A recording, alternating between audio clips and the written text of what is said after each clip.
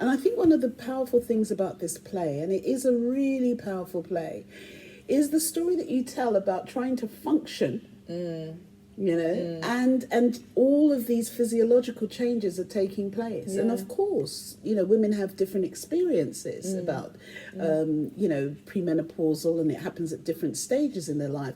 But you have to function, be the, the business person, the mother, the wife, whatever is going on. Do you know what I mean? And And I think that the psychological changes, those brain fogs that you've spoken about, are really important to kind of explore with fun and with laughter. Because actually, we do have to laugh at ourselves. No. Because otherwise you might cry. I know, I think that is absolutely true. Yeah. That is true. And I think the other thing that I think is also powerful in the play is a sense of sexuality, a sense of a woman being a sexual being, in terms of, okay, this phase of being fertile is coming to an end or is over. And everybody thinks, oh, boom, you just turn into menopause. Yeah. But it's a long process. It's a long process, and there's nothing to say that you don't still want to be sexually active. I mean, it's crazy to think that suddenly, at 40, you could be perimenopausal at 40, and then you're supposed to kind of not feel sexy anymore, or want sex anymore, or want that to be part of your life. It's quite ridiculous, and most women would agree, but I think society as a whole will not see you in that way. I met a really interesting woman who runs an organisation in the Netherlands called Karen Enfield. She runs this organisation called Gateway. And I spoke to her recently when she was in London. And she speaks really passionately about the different situations that women can find themselves in. Because they may go into menopause because of illness, because of all different conditions, and how that affects them psychologically, because they may not have had the chance to, if they wanted to have children, for example. And it can break relationships, or it can, or they can endure. It can be devastating. Medical menopause, when you're forced into it for medical reasons, is really, really difficult, because you're going to be completely unprepared. I think most women are unprepared. They will have heard hot flushes, but I think there are up to 32, 33 symptoms that you can have. So if you're having it in your 30s, you probably won't have even thought about menopause. And then all those symptoms kind of crashing down on you, because you do sort of fall off the edge of a cliff when it's medically induced. So, really, really difficult.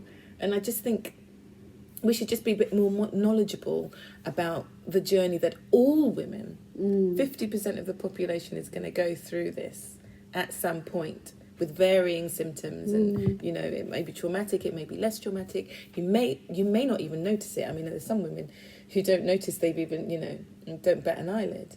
But I think we just generally need to be informed.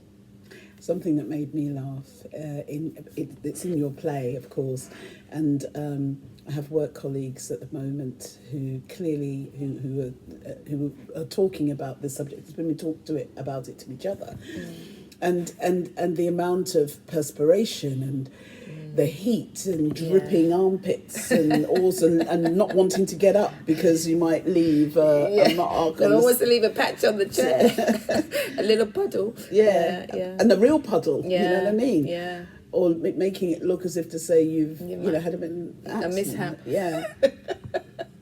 Yeah, it can happen. So interesting. We're still kind of embarrassed in some ways to talk about it with each other, are we not?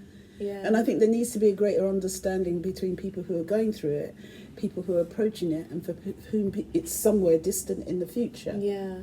And I think we should even be talking about it with young women, with very young adults. If you're in your teens and you're female, you should know that this period in your life exists, and menopause is going to happen. I mean, I think it's reasonable for us to be able to kind of, at 13 know that that's going to happen, and that maybe your mother is going through it, or grandma might be going through it, depending on how young your mother was when she had you.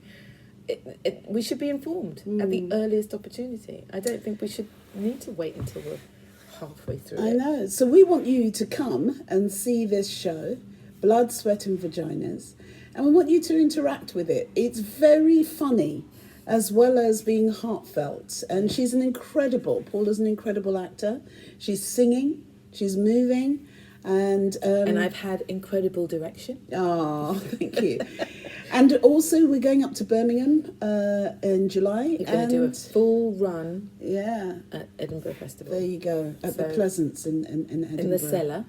So come and see us down in the cellar. Yeah. That's where I shall be having some fun with menopause, and I invite you to come join me in the fun. Yeah. So today we're on Instagram Live, and we'd love you to interact with us. Yes. Ask us questions. We're around. We're happy to answer any questions about the play or share any details that you have, funny moments or questions. We'll be putting up some polls, and we'd love you to interact. But most importantly, we'd love you to come and see the show. I think you should come and see the show. You will not regret it. You'll have a great time.